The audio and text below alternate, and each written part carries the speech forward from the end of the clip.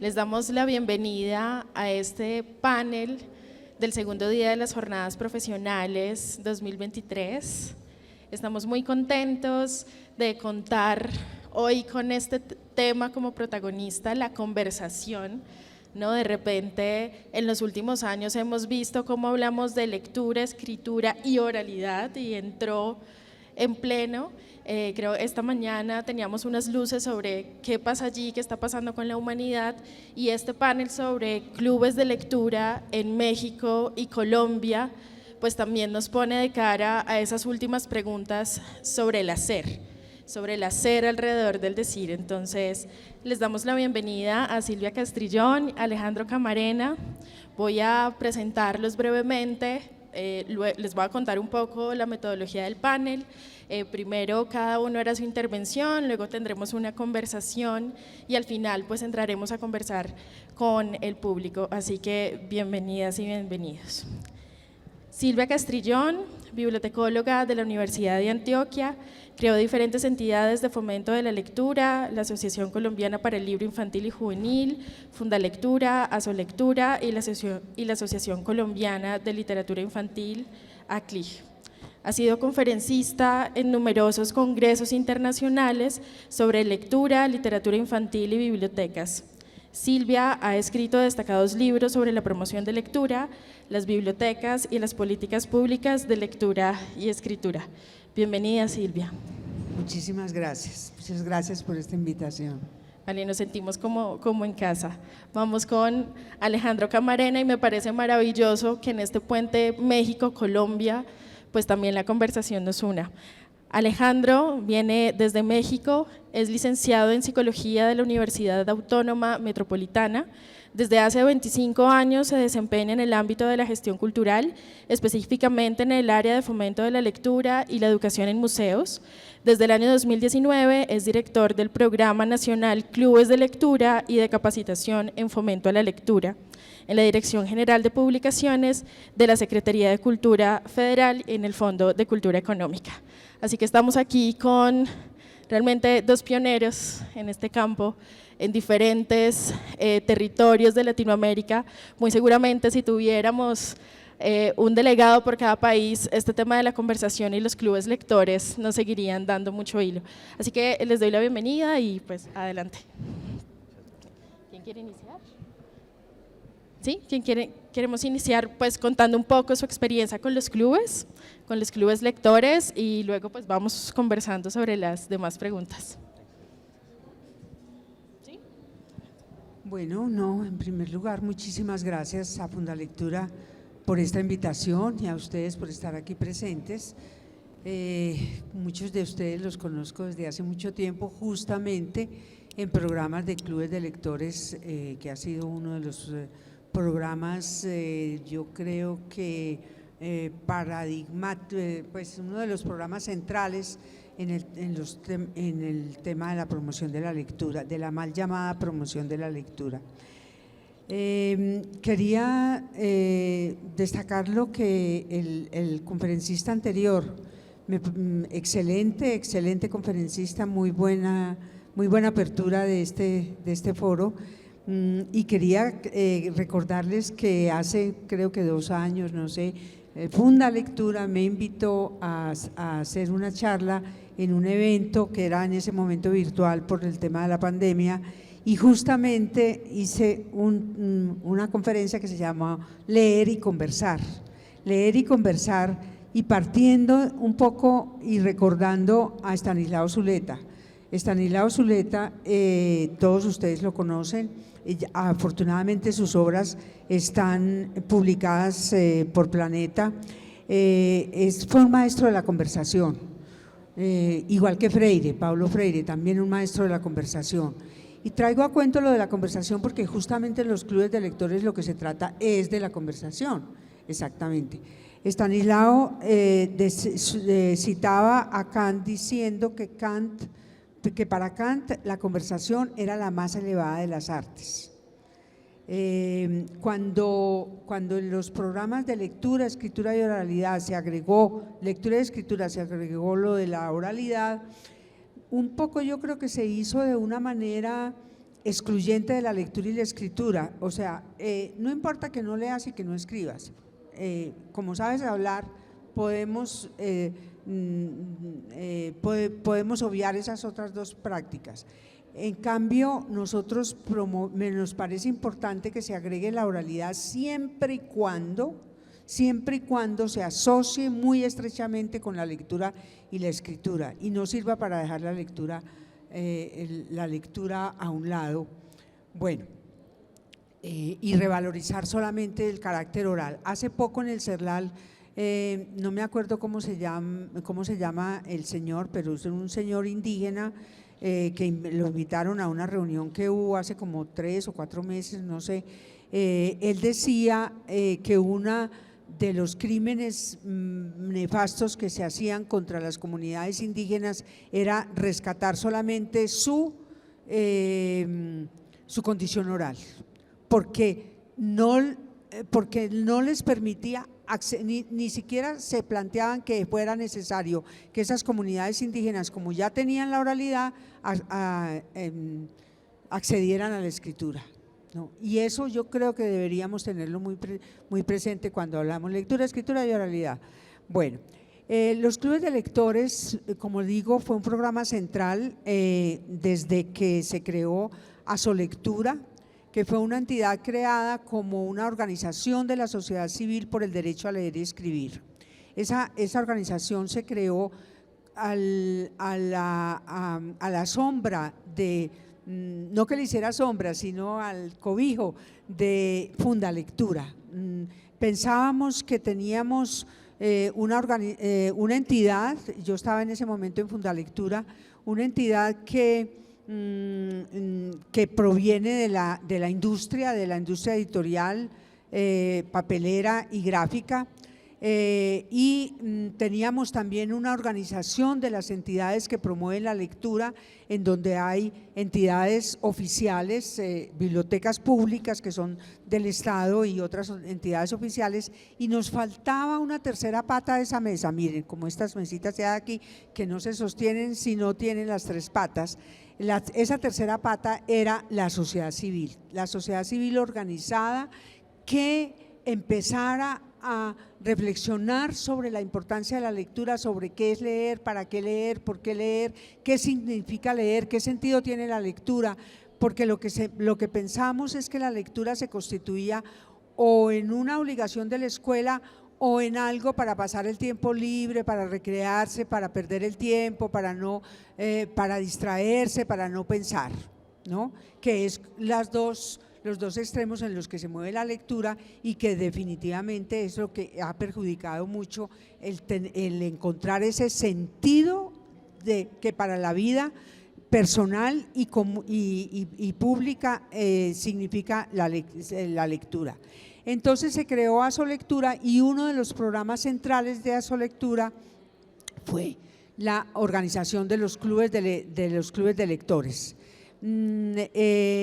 No decíamos clubes de lectura, sino clubes de lectores. ¿Por qué? Porque pensábamos primero que el protagonista es el lector, ¿no? Claro, requiere del libro, pero en primera instancia el lector como sujeto y el libro un objeto de lectura, ¿no? Porque muchas veces se promueve la lectura promoviendo más el libro que la lectura, ¿no? Y eso distorsiona, cambia el sentido de las cosas. Entonces se crearon más participaron en esos clubes de lectores más de 20.000 personas, niños, jóvenes, adultos de todo el país. Se crearon grupos de lectores dentro de las escuelas, que los grupos de maestros, o sea, al interior de las escuelas se creaban grupos en donde participaban los niños de todas las edades y de todas las edades juntos, pero también grupos de maestros que leían lo que leían los niños, pero también leían lo que ellos le iban a ofrecer a los niños, tanto en el aula como fuera del aula, en la biblioteca también. pero una cosa muy importante era que reflexionaban sobre esa lectura.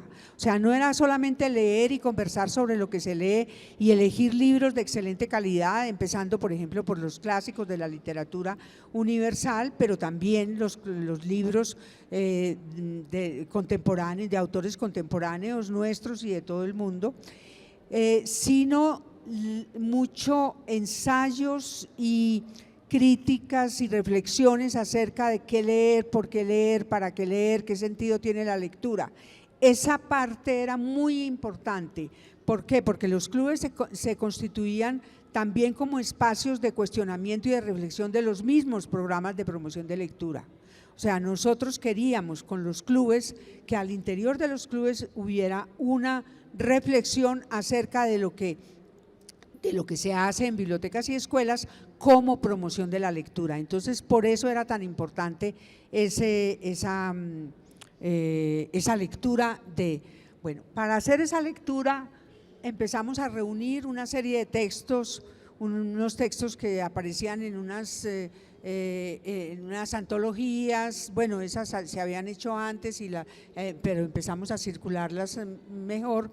Y hacíamos cuadernos con reunión de textos sobre el tema de la lectura. Aquí tengo algunos ejemplos de esos, por ejemplo, este de Pedro Salinas que se llama Defensa de la lectura, o este de María Teresa Andoeto que se llama El valor y los valores se muerden la cola, o de Jorge La Rosa, a autores además a los cuales también invitábamos, porque hacíamos reuniones más amplias en donde podían participar las personas que de alguna manera trabajaban en la orientación de esos clubes. Jorge La Rosa, Agamenón y su portero, Marina Colasanti, Como si hiciese un caballo.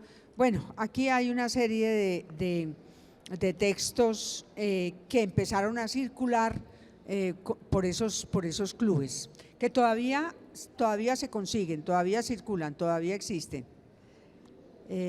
Diana, qué bueno, muchas gracias. Una cosa que me parece, bueno, es parte de la historia, cómo se organizaban estos clubes. Lo primero que nosotros hicimos fue convocar a una serie de personas que les gustaba leer, que sentían que la lectura era importante y que venían de carreras de literatura, comunicación y otras carreras de filosofía y letras, y esas personas, buenas lectoras, las convocamos como asistentes de los clubes.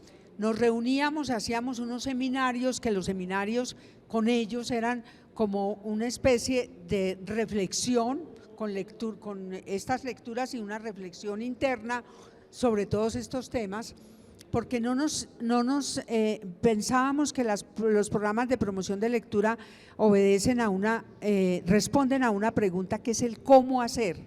En cambio, lo que nosotros queríamos era reflexionar el por qué, el para qué, el qué sentido tiene. Bueno, y con ellos empezamos a leer cosas que nosotros nos proponíamos, pensábamos que serían buenos proponer en los clubes. Muchas veces una persona llegaba con un texto y lo leía y decía, ay no, yo pensé que este libro podía ser interesante, pero ahora me doy cuenta que no, 10 años después de haberlo leído por primera vez. Entonces ahí surgía una reflexión muy importante y una conversación muy seria sobre qué leer, que era también una pregunta fundamental. ¿Qué se lleva a leer? Tratábamos de elegir cuestiones de muy buena calidad, evidentemente que es difícil calificar esa calidad, pero pues tratábamos de que por lo menos lecturas que fueran ya reconocidas de antemano, pero también que fueran lecturas que propiciaran una conversación inteligente, no cuestiones banales que dicen, que la respuesta es sí, me pareció muy bonito, pero no se va más allá. Entonces ahí se leían en esos seminarios que precedían a la apertura de un club, se leían se leía tanto la literatura que se iba a leer en los clubes como el ensayo sobre la crítica literaria, la lectura, la escritura y todo esto. ¿Quiénes conformaban esos clubes? Hicimos clubes con niños, jóvenes, niños y niñas, jóvenes y adultos, a veces reunidos, a veces mezclados y a veces con poblaciones especiales. Por ejemplo, hubo un gran programa que fue patrocinado por un fondo para lectura en situaciones de crisis de la IBI, de la International Board on Books for Young People. Ellos nos dieron un dinero que nosotros pudimos destinar a la creación de clubes con niños, niñas y jóvenes víctimas de la violencia, sobre todo de la violencia armada. Y incluso hicimos uno de estos libros es sobre ese trabajo que se hizo ahí, que lo llamamos Oír a las víctimas, porque esto también era un ejercicio de escucha. Bueno, yo no quiero acaparar el tiempo, tendría muchísimas más cosas que decir, pero pues evidentemente el tiempo es corto. Sí, igual vamos a seguir conversando sobre algunos puntos que ha ido hilando Silvia. Alejandro, ¿qué ha sucedido con los clubes lectores en México? Claro, bueno, antes que nada, muy buen día y muchas gracias a Fundalectura. Clubes de lectura, bueno, quisiera platicarles primero qué son los clubes de lectura en México, qué es este programa de clubes de lectura en México. Cuando llega Andrés Manuel López Obrador a la presidencia en México, de las primeras cuestiones que se ponen en marcha es una estrategia nacional de lectura. Y congruente con el ideario de este gobierno, el fomento a la lectura se visualiza como una actividad muy importante para la sociedad mexicana. Entonces, asume esta tarea de ser el responsable del fomento de la lectura en México el Fondo de Cultura Económica. El Fondo de Cultura Económica tradicionalmente era la editorial del Estado mexicano, pero ahora no solo es eso, también es la institución responsable del fomento de la lectura en el país. Y ya se contaba con un programa desde la Secretaría de Cultura, con un programa de fomento de la lectura muy importante, que era el Programa Nacional Salas de Lectura, que a lo mejor ustedes tienen referencia de él. Este programa continúa, está ya operado desde el Fondo de Cultura Económica y continúa, y lo que buscamos es que más personas pudieran participar en el programa. Sin embargo, vimos necesario generar otra estrategia, otro programa para que pudiéramos tener más personas participando activamente en el fomento de la lectura en el país, y entonces creamos este programa que le llamamos Clubes de Lectura. ¿Y qué es esto de Clubes de Lectura? Bueno, los clubes de lectura tienen la finalidad de que cualquier persona en el país que tenga interés por compartir el gusto por la lectura de literatura tenga un lugar desde donde hacerlo. Entonces, cualquier persona que tenga este interés, el gusto por la lectura, o incluso que tenga la visión de que la lectura puede ser buena para él y para su comunidad, incluso personas que no necesariamente ya son lectoras, pero que intuyen que la lectura puede ser una actividad gozosa y aparte buena y para la propia persona y para la comunidad, pues entonces que tengan este programa donde acercarse. Todas las personas que tienen este interés se acercan con nosotros de manera digital. Este programa además nace en el 2019, pero después en el 2020 comienza la pandemia, entonces impulsamos el programa de manera digital y para sorpresa nuestra tuvo mucho éxito y mucha repercusión. Pero bueno, todas las personas que se interesan nos buscan, se registran y siempre tenemos abierta la convocatoria. Cada mes nosotros tenemos una capacitación para las personas interesadas. No pedimos absolutamente ningún requisito, únicamente que sean mayores de 15 años y si son menores de esa edad, que estén acompañados por una persona adulta. Entonces, bueno, nosotros les damos esta capacitación inicial que son 6 horas, lo hacemos de manera virtual por la plataforma de Zoom. Ellos se inscriben, toman esta capacitación en donde básicamente lo que hacemos es reflexionar acerca de la propuesta de visión de lectura que tenemos para los clubes de lectura y reflexionar en general cómo poder iniciar, animar y dar continuidad a un club de lectura, pero sobre todo a la visión, a la propuesta del fomento de la lectura dentro de los clubes de lectura, que al ratito pues hablaré de ella. Actualmente tenemos cerca de 7,000 clubes de lectura registrados, fundados. A todos los clubes de lectura que se registran y toman la capacitación, les enviamos un acervo inicial de 15 libros de literatura. Posteriormente, ahora lo que estamos haciendo son los clubes que tienen una vida muy próspera y participan muchas personas, les vamos año con año a acrecentar el acervo, incluso hasta 100 libros por año, según pues, las personas que participen en el club de lectura.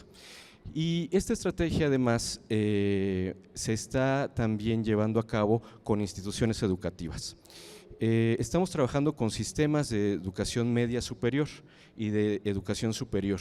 Comenzamos trabajando con las escuelas normales. Las escuelas normales son las escuelas donde se forman los maestros y maestras de educación básica en el país, y para nosotros era fundamental que hubiera espacios donde estos futuros maestras y maestros tuvieran donde enamorarse de los libros, ser lectores, porque muchas veces incluso los maestros no son lectores y no han tenido una experiencia que los lleve a enamorarse, a apasionarse de los libros, de la literatura y pues ser lectores ellos mismos. Entonces nació también como estrategia en estas escuelas normales, 260 escuelas normales públicas en el país, ya en todos tenemos clubes de lectura, donde hay este espacio donde puedan pues tener ese contacto, esta relación con la lectura. Y también lo estamos haciendo con subsistemas que se llaman de educación media superior, alrededor de 6 sistemas federalizados que tienen un impacto como en 1,5 millones, 2 millones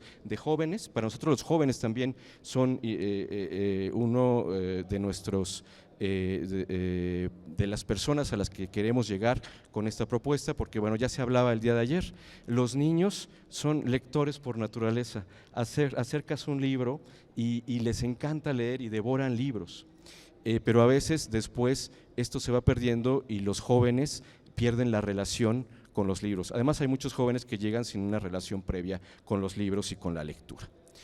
Entonces bueno, nace como esta estrategia. ¿Cuál es el gran objetivo?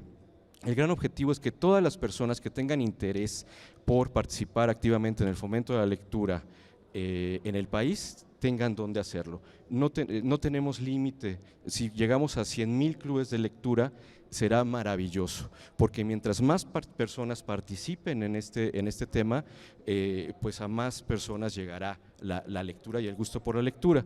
Y los clubes son muy diversos, hay clubes familiares, en donde la mamá, el papá o incluso uno de los hijos decide hacer un club de lectura y lo hace con su familia.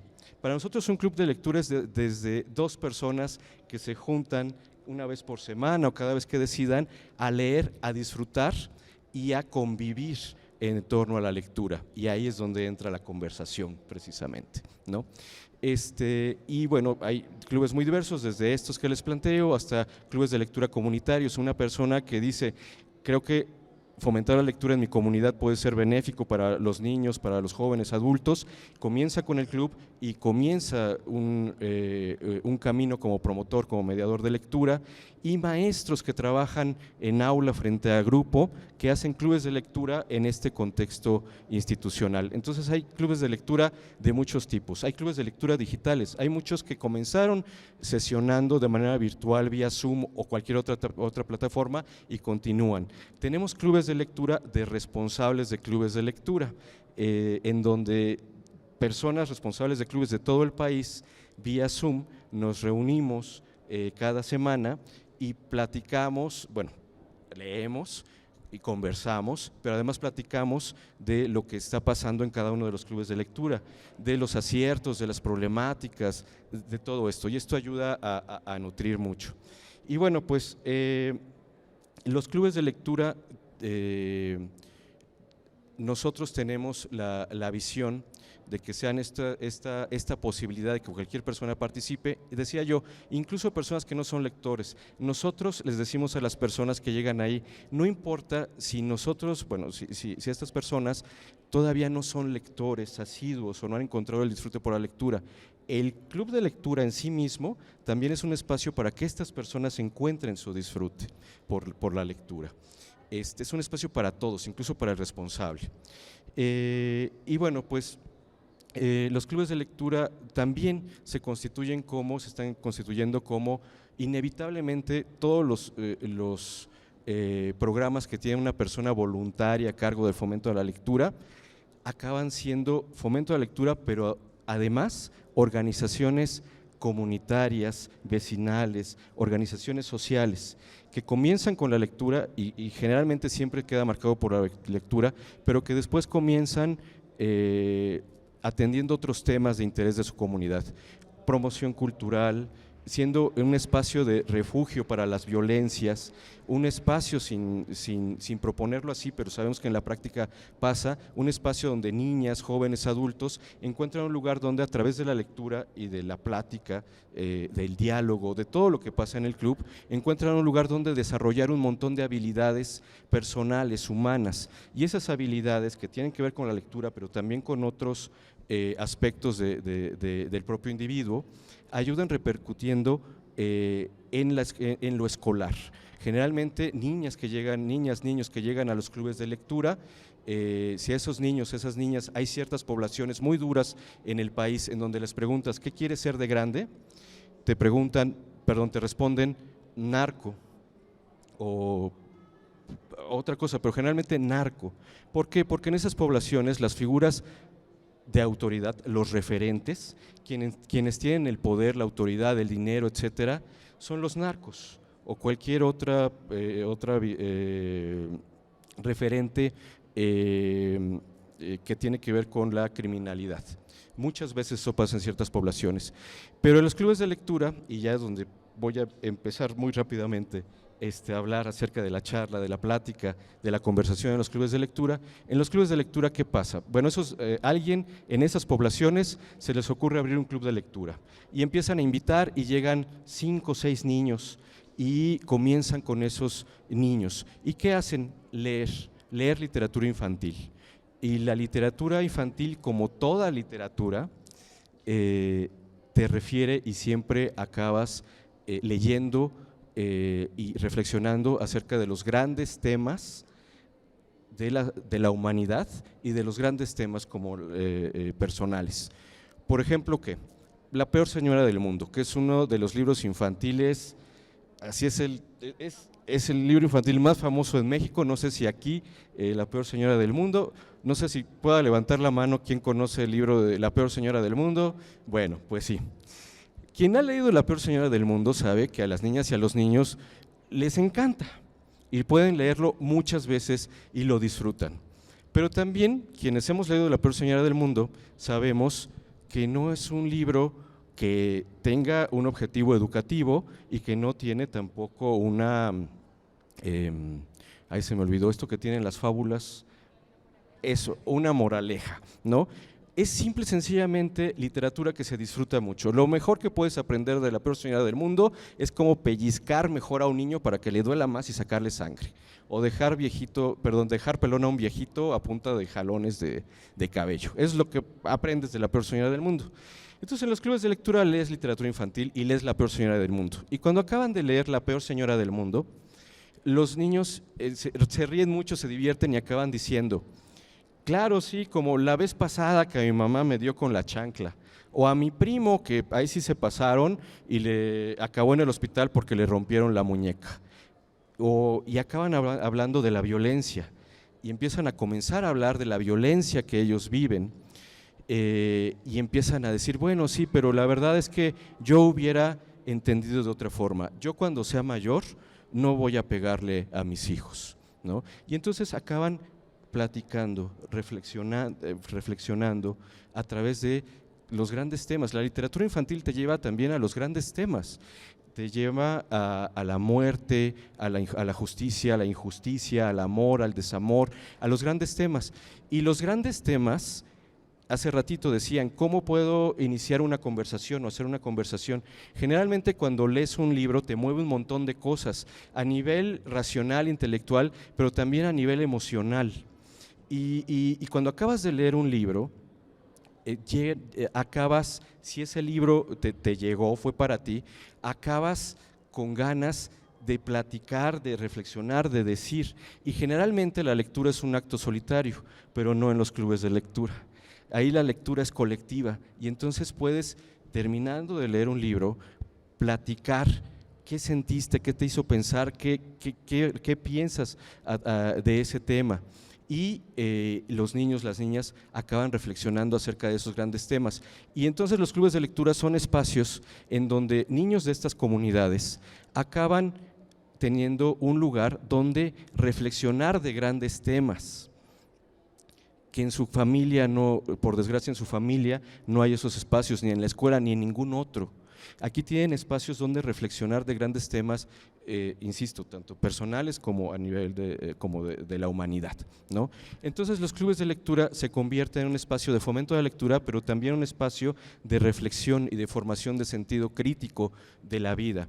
¿Por qué de formación de sentido crítico? Bueno, cuando acabas de hablar y tú planteas lo que te hizo sentir, lo que piensas y demás, y escuchas lo que le hizo sentir a otra persona, lo que piensa otra persona sobre ese tema, se establece un diálogo, una conversación. Y a partir de eso se establece también una construcción colectiva del conocimiento, te retroalimentan. Y entonces a lo mejor cosas que tú no habías pensado, otras personas te lo dicen. Y así pues generas el pensamiento crítico y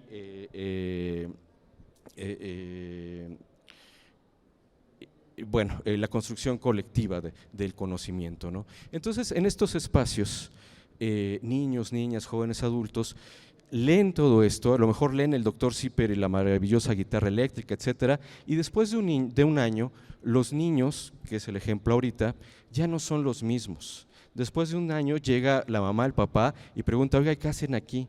Pues aquí leemos, contamos cuentos, platicamos. ¿Por qué? Es que mi hijo, mi hija va mejor en la escuela. Pues sí, los niños ahí leyeron, reflexionaron, luego agarraron y se llevaron un libro más gordo para leerlo ellos. Se animaron en este espacio donde ya son amigos todos a leer en voz alta y practican la lectura en voz alta.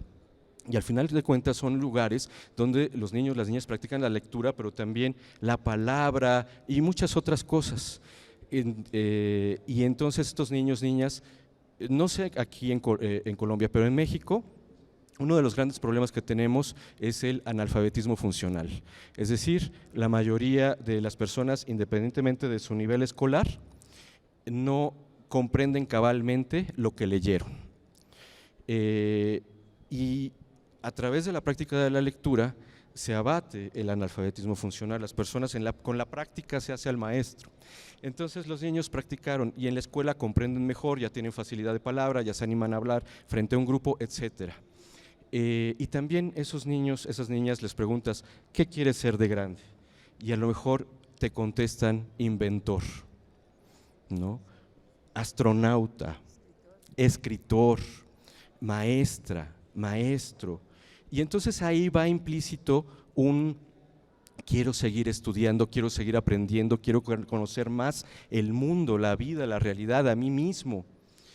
Y a lo mejor estos niños, estas niñas que no hubieran acabado ni la educación secundaria, ya tienen una motivación porque la literatura es poderosa. Entonces te abre el horizonte, te abre mundos, pero también te da esperanza y te dice sí puedo. Y entonces esos niños quieren seguir estudiando, seguir conociendo y a lo mejor estudian ingeniería, se convierten en inventores tal cual, en astronautas. Para algunos, para los pocos es posible, ¿no? Pero también simple y sencillamente acaban una educación de nivel media superior o superior y eso ya hace una diferencia en su vida. Y ya hasta aquí lo dejo porque si no yo sigo. Y aquí seguimos. Gracias Alejandro, gracias Silvia. ambos mencionaron unas ideas comunes que me parece interesante retomar. Silvia hablaba del abrigo, de repente desde cómo los clubes aparecen alrededor de unas instituciones. Alejandro habla del refugio, entonces abrigo, refugio, aparece la palabra comunidad y encuentro. Y creo que este no es un asunto menor alrededor de los clubes lectores. Quisiera preguntarles quiénes han llegado, quiénes han sido esos lectores que ustedes han visto, lectores o no lectores, o de repente tú dijiste algo, la intuición de ser lector, ¿no? ¿Quiénes son los que llegan a los clubes, los que se movilizan allí y de repente nos contaban un poco estas transformaciones que pueden suceder? Y me llega la pregunta de, ¿son intencionadas estas transformaciones siempre? ¿Quiénes son esos no lectores? ¿Qué pasa con ellos? O con los que llegan con el interés y de repente una premisa. ¿Qué ha pasado allí? También por los territorios y la diversidad de enfoques que nos contaban. Silvia.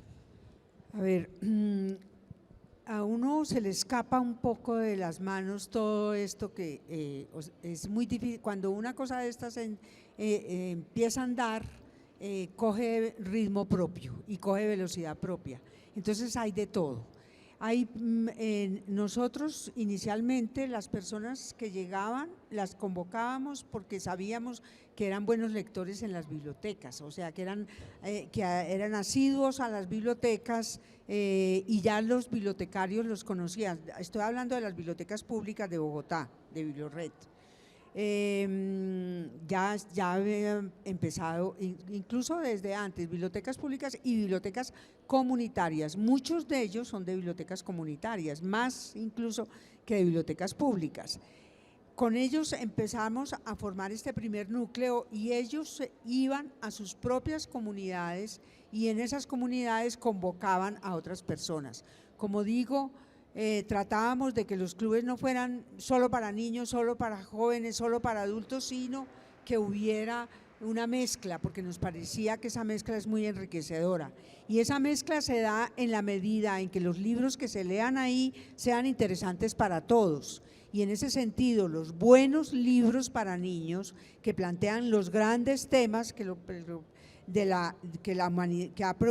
han preocupado a la humanidad, que son temas filosóficos, son los temas que son preguntas que no tienen una respuesta, esos grandes libros, pero no solamente por los temas, sino por el tratamiento de esos temas. Yo creo que es muy importante además agregar que en esas conversaciones nosotros alentábamos también una conversación sobre cómo está escrito ese libro, sobre las metáforas, sobre el lenguaje, sobre la capacidad. Por ejemplo, se leía poesía, ¿no?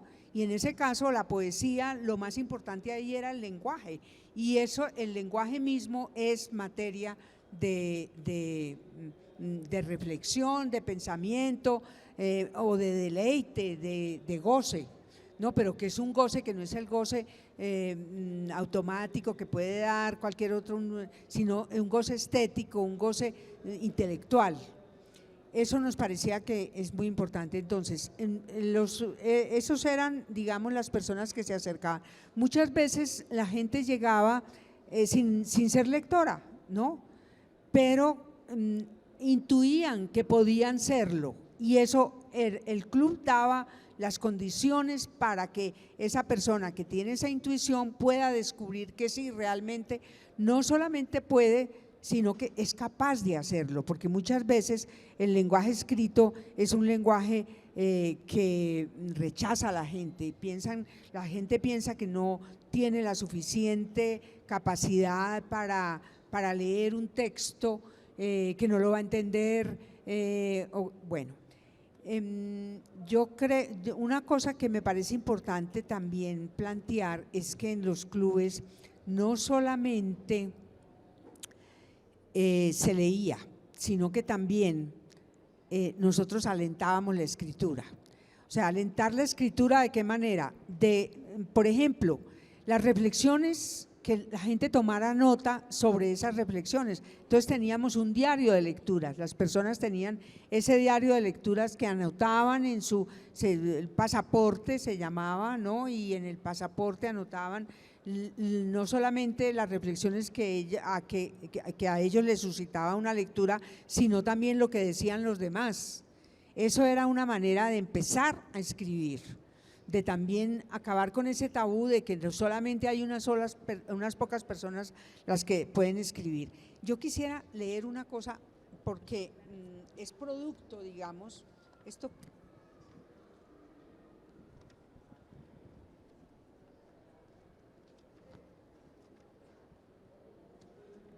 Ay Dios, lo debí tener más a la mano. Esto lo tomé de una de las cosas que escribían las personas que participaban en los clubes. Dice, cuando mi voz, porque también, digamos, escribían sobre lo que había ocurrido, sobre esa experiencia, no solamente sobre las lecturas, sino sobre la misma experiencia, lo que había suscitado en ellas. Dice, cuando mi voz es el puente para que todo esto es escrito por uno de los animadores de los clubes, o sea, una de las personas que coordinaban un club. Como mi voz es el puente para que todo esto ocurra, al estar con ellos, al ser escuchada, al darme cuenta del valor que tienen las palabras que transmito y el impacto que tienen las de ellos en mi vida, los actos de escuchar, leer y sentir han adquirido otro significado. Mi experiencia de la lectura y de la mediación se ha transformado a partir de llevarles lectura a otros. Mi vida es diferente y no porque crea estar haciendo algo por ellos, no quiero caer en la compasión, sino sencillamente porque lo que me apasiona y lo que amo me ayuda a conocer el mundo y vidas diferentes, me permite narrar mi historia a partir de las historias de otros y sé también que ellos narran las suyas de otra forma cuando las palabras los tocan y son capaces de mirar un libro y sentirse asombrados, sentir belleza y perplejidad. Esto es escrito por una de las personas que coordinaban los clubes, que me parece interesante. Recogimos también todo eso. Ahora, en este momento no sabemos qué está pasando por los clubes. Muchos de ellos se han vuelto promotores de lectura en bibliotecas, se han creado clubes en otras partes, ya no son un programa sistemático, digamos como lo fue en sus comienzos hace 20 y pico de años, ¿no? Sí, por ahí, por lo menos 23. Sí, un poquito antes, porque estaba, sí. Bueno, ahí, pero de eso se trata de que después las cosas cobren vida propia y sigan funcionando por sí mismas. Ojalá pudiéramos tener en este momento un impulso a este trabajo, porque gracias pues a la voluntad de un gobierno que quiere, yo creo que lo que se plantea en ese caso es acabar con una exclusión muy grande, que es la exclusión de la cultura escrita, que grandes sectores de la población han estado excluidos, no solamente por muchos factores, pero muchos de ellos por factores económicos, por posibilidad de acceso a los libros y a la literatura de calidad, y porque se considera que eso no es tan importante, ¿no? Hay más importante otras cosas, y realmente esto sería una cuestión básica, no solamente para que las personas puedan transformarse a sí mismas, sino transformar esas realidades que los han excluido de la cultura escrita. ¿Quiénes participan en los clubes de lectura? Bueno, como ya dije, está abierto a todos y participan de verdad la gran diversidad de personas que existe en México. México, siempre digo, es multicultural, multidiverso y multitodo. Y todas estas personas participan en los clubes de lectura. Ejemplos, nosotros generalmente convocamos, ya decía yo, a jóvenes y adultos. Sin embargo, tenemos también clubes de lectura que están coordinados por niñas y niños. Tenemos a Iker de 9 años que coordina su club de lectura y él lo coordina y es un gran lector. Michelle traía algunas fotos, pero bueno, por desgracia no se pudo leer la memoria, pero bueno, Michelle es una niña de 10 años que vive en Ecatepec, uno de los municipios más duros de México con mucha inseguridad. Y Michelle tiene 10 años y hace su club de lectura principalmente con niñas. Y ella es una gran lectora de literatura infantil y ya empieza con literatura. Esto de las etiquetas, bueno, es una gran lectora. Y tiene su club de lectura con 8 o 10 niñas y ahí leen y platican. Como decía, también estamos con instituciones educativas, entonces una gran cantidad de personas que llegan son maestras y maestros. Tenemos muchas maestras y maestros jubilados que son una maravilla, la verdad. Las maestras y maestros jubilados son una maravilla para el fomento de la lectura. En todos los programas de fomento de la lectura de México siempre están presentes y hacen maravillas. Tenemos de verdad participando gente de todo. Tenemos jóvenes, muchos jóvenes, que es uno de nuestros principales objetivos, que los jóvenes sean responsables de clubes y que convoquen a otros jóvenes. Y bueno, hablando de los maestros, me gustaría también decir muy rápido algo que está ocurriendo, que es en los sistemas educativos ha costado trabajo que se comprenda lo que es la lectura por placer. Nosotros en los clubes de lectura lo que proponemos es que se lea literatura, porque bueno, nosotros venimos de una institución cultural y entonces lo que nosotros proponemos es la lectura de literatura, el fomento de la lectura de literatura, sin excluir otros, pero que principalmente se lea literatura. Y entonces nosotros planteamos la lectura por gusto y por placer. En las instituciones educativas cuesta mucho trabajo comprender esto. Nosotros lo planteamos y entonces el director o los directivos de una escuela le piden a los responsables de clubes de lectura, bueno, pero por favor pásame tu hoja pedagógica, cuál va a ser tu metodología, cómo vas a evaluar. Y entonces les cuesta trabajo comprender que este espacio de fomento de la lectura no atiende a esas reglas. Y esto me lleva a otro gran tema, que es, hay una cuestión que no sé si pasa en Colombia, pero en México sí. La idea de la lectura de la mayoría de las personas está vinculada, está marcada por la lectura escolar, por la lectura eferente, la lectura utilitaria. Entonces, porque la primera relación con la lectura se da en la escuela. Entonces, la mayoría de las personas tienen una visión de la lectura ligada a lo escolar, lo cual no está mal en sí mismo, al contrario, es maravilloso, pero a veces se quedan únicamente con esa idea. Y entonces, ¿cómo es la lectura escolar? Bueno, es útil para aprender, para adquirir conocimiento, pero además juega con ciertas reglas, con las reglas de la escuela. Hay una pedagogía, una metodología, una evaluación, y nos quedamos con esa sola idea de la lectura.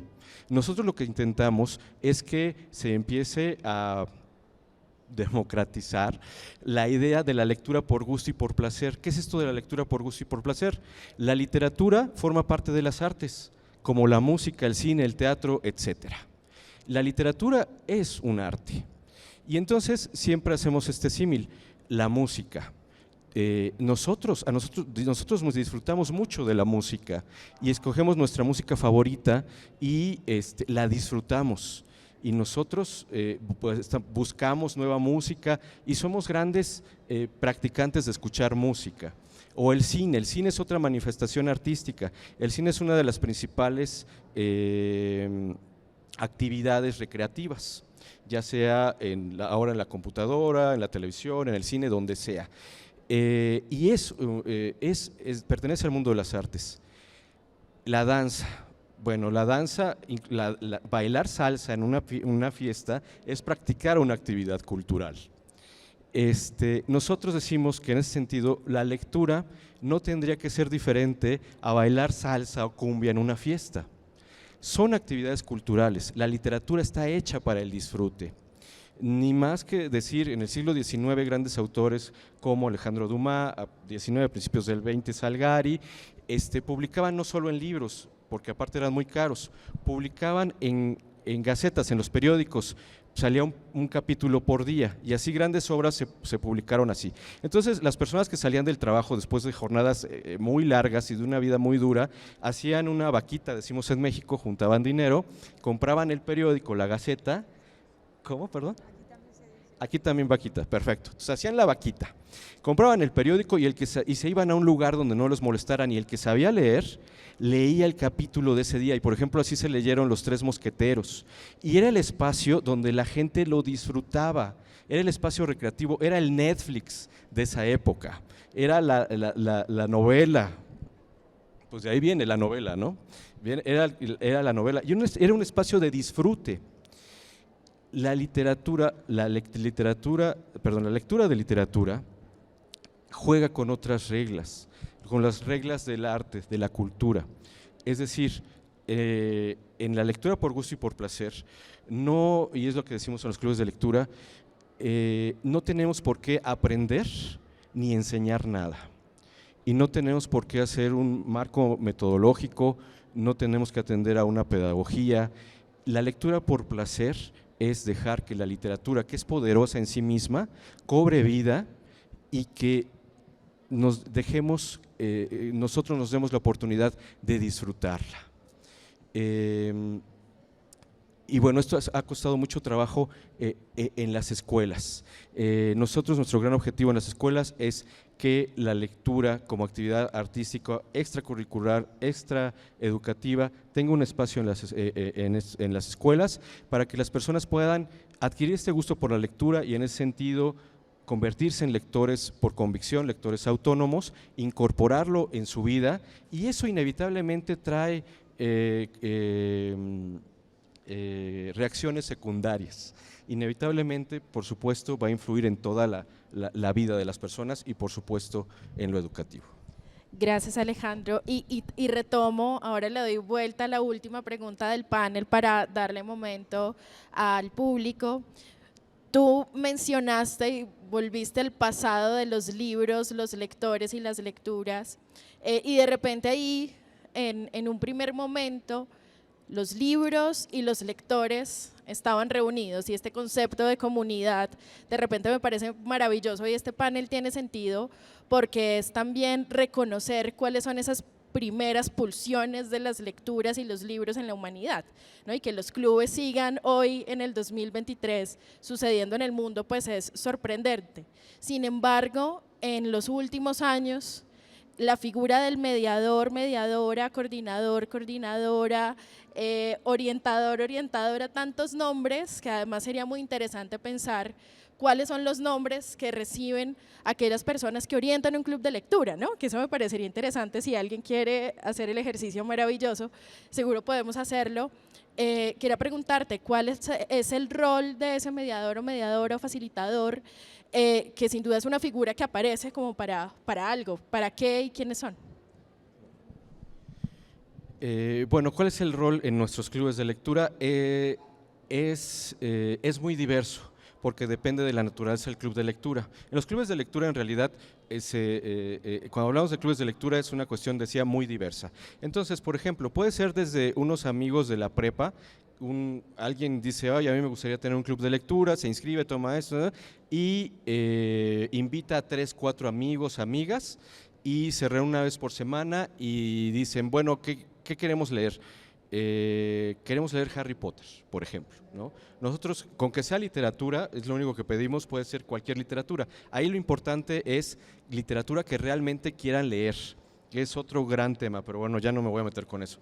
Pero ahí lo que buscamos es que sean honestos y digan, ¿qué es lo que realmente quiero leer? Quiero leer Los Tres Mosqueteros, quiero leer Los Miserables, quiero leer El Quijote, sí o no, o quiero leer novela policíaca, quiero leer novela gráfica, en fin. Entonces ellos deciden qué van a leer. Entonces deciden leer, por ejemplo, Harry Potter.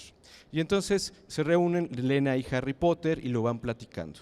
Y en ese sentido, ahí el responsable del club de lectura, pues es igual que todos sus amigos, nada más que es el que representa al club y el que convoca, el que invita, ¿no?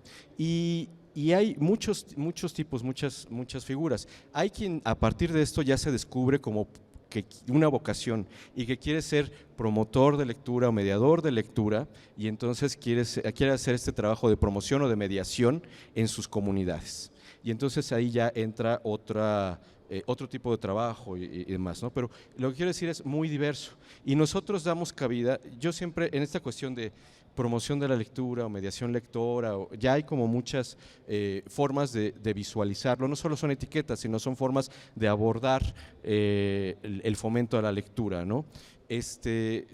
Yo soy de los que cree que todas las formas, incluso las que no tienen nombre, no tienen etiqueta, un lector recomendando un libro, todas las formas son válidas para el fomento a la lectura. Entonces damos cabida a toda la diversidad existente. Sí, en nuestro caso nosotros planteamos que los clubes de lectores son espacios no autoritarios, o sea, no se va a imponer nada. Sin embargo, reconocemos que hay personas que son mejores lectoras y que tienen mayor, digamos, conocimiento, mayor capacidad de ofrecer a otras lectoras y de ayudarles a los demás a crecer en esto. En el caso de Harry Potter, por ejemplo, si alguien plantea, leamos Harry Potter, nosotros decimos, sí, leamos Harry Potter, no podemos censurar la lectura de Harry Potter, pero hacemos una cosa que nos permita a nosotros leer Harry Potter con una mirada crítica y con una mirada distanciada de Harry Potter. Entonces, en ese caso, les presentamos, para este caso específico, un texto de Marina Colasanti que se llama En el mundo de la magia se come roast beef, en donde hace un análisis que dice, me voy a lanzar, como dice Harold Bloom, a criticar el mar, y el mar no tiene manera de criticarse porque lo que va a pasar es que me voy a ahogar, no, sino que yo soy capaz de ir incluso contra esa corriente tan grande y contra esos consensos tan enormes que ir contra eso que permita sacar a flote otras cosas, tener una mirada crítica frente a todo esto. Y eso se relaciona mucho con el tema de la lectura por placer. O sea, la lectura por placer se volvió una consigna, se volvió una cosa que la lectura o es obligatoria o es la lectura lúdica. ¿Y qué significa lectura lúdica? Incluso con eslogan, leer es una rumba, ese era un eslogan, incluso un eslogan que yo misma creo que propuse hace muchos años, pero ya ahora mirándolo con mirada crítica, veo que leer no es una rumba, o sea, leer es algo, y no tengo nada contra las rumbas, me encantan las rumbas y me encanta la salsa, pero que es algo distinto y que ofrece un placer estético diferente, ¿no? Y que en leer no es tan rico como ver televisión, porque ese también era otro lema, leer es tan rico como ver televisión. ¿Por qué? Porque eso va en contra de la lectura misma, porque los niños no son bobos, los niños saben que leer exige un esfuerzo, exige una concentración, exige tiempo, cosas que la televisión no exige. La televisión solamente tiene que espichar un botoncito y sentarse ahí pasivamente frente a la lectura. En cambio, la lectura puede ser un placer enorme, pero es un placer de una naturaleza muy diferente. Es un placer que nos mueve, que nos conmueve, que nos remueve el piso, ¿no? Y en ese sentido es acceder a otro tipo de placer. Bueno, los mediadores en general son buenos lectores. Yo tengo un texto escrito justamente sobre la palabra mediador, que a mi modo de ver me parece políticamente correcta, pero bueno, ese es un tema para discutir. ¿Cuál es ese papel? Yo pienso que es un lector apasionado y que sabe compartir con otros sus lecturas y sabe llevar a los otros a niveles más altos. Muchas gracias a los dos. Antes de darle paso al público, quisiera pedirles que, bueno, aquí tenemos mediadores, bibliotecarios de diferentes territorios del país. Sé que ustedes en su experiencia ya nos los han contado, tienen unos libros recomendados también para compartir en clubes de lectura. De repente quisiera que nos recomendaran un par, uno, o hacia dónde mirar en el que leer, que es una pregunta que quedó abierta, que de repente por el tiempo no alcanzamos a resolver el qué leer, ¿no? Hacia dónde rutar esa selección de textos, cada uno, si con un título, una idea, un consejo, está bien. Yo le quiero regalar, hay poquitos ejemplares de esto, ¿no? Ya no me quedan sino como 2 o 3, entonces, pero te voy a regalar uno. Aquí se reúne el relato de esa experiencia, ¿no? Y entre otras cosas se hace una evaluación, no de qué leyeron, cuántos libros leyeron, no de tipo cualitativo, sino, cuantitativo, sino cualitativo, una evaluación de tipo más etnográfico, sobre todo que llevaba a analizar cómo fueron las transformaciones de esas personas como lectores, qué se transformó en ellas. Y aquí hay un texto sobre por qué leer los clásicos.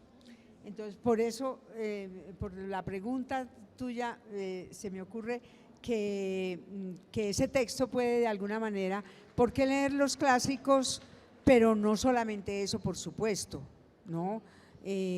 Tampoco podemos hacer esa apología de los clásicos como que sean las únicas lecturas canónicas, no, todo lo contrario. O sea, pero los clásicos nos dan el hecho de que hayan trascendido tanto en el tiempo, que se hayan mantenido como una lectura de calidad, por algo será, y nos pueden dar como una pauta de qué es una cuestión de calidad, pero evidentemente que no.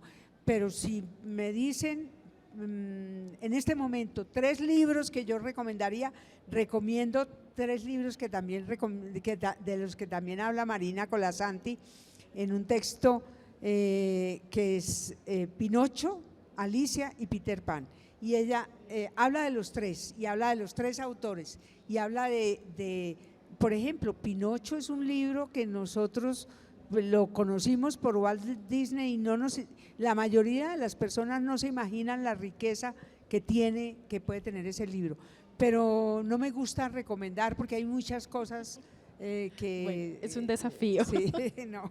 Gracias, Silvia. Alejandro. Gracias. Sí, bueno, recomendar la verdad. Muchísimas gracias, de verdad. Va a ser muy valioso para nosotros. Muchas gracias. Conocer esta experiencia va a ser muy valioso. Muchas gracias. Entonces ustedes tendrán que leer a cada persona y para poder recomendarles libros. Y para eso la recomendación que yo hago es, lo principal para hacer fomento de la lectura es leer. Primero porque solo leyendo puedes contagiar el gusto por la lectura, pero además leyendo tienes un bagaje que te permite saber qué libro recomendar a tal persona. Entonces, sí es muy complicado, pero bueno, voy a atreverme a desde recomendar. Tu experiencia lectora también sí, está. Hay libros de batalla, ¿no? O sea, para nuevos, sobre todo para cuando quieres iniciar a libros. Bueno, no hay libros de batalla, yo tengo mis libros de batalla, ¿no? Por ejemplo, para jóvenes, yo recomiendo mucho el de Persona Normal de Benito Taibo. Persona Normal de Benito Taibo es una novela, no sé si aquí la conozcan, levante la mano quien la conoce. Muy bien. Bueno, es un libro que en sí es una novela emotiva, bonita, profunda, ¿no? Como historia. Pero además ese libro se hizo con el objetivo de ser una puerta de entrada para nuevos lectores, porque en el libro se recomiendan más de 100 libros y entonces el propio libro te va hablando de otros libros y te los va antojando. Entonces la historia atrapa a personas de toda edad, pero sobre todo a jóvenes, y además les va recomendando libros y les va diciendo de qué van, y al final trae la bibliografía.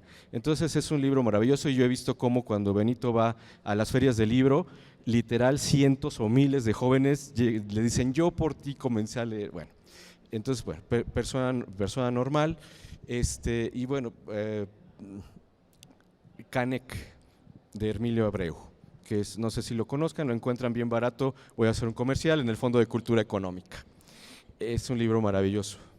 Muchas gracias, Alejandro. Abrimos entonces paso a las preguntas del público. Por acá tenemos poco tiempo, la conversación ha estado muy nutrida, es un tema que nos da para largo. 2 preguntas, una por aquí y otra por allá. Ya vemos cómo nos va con el tiempo.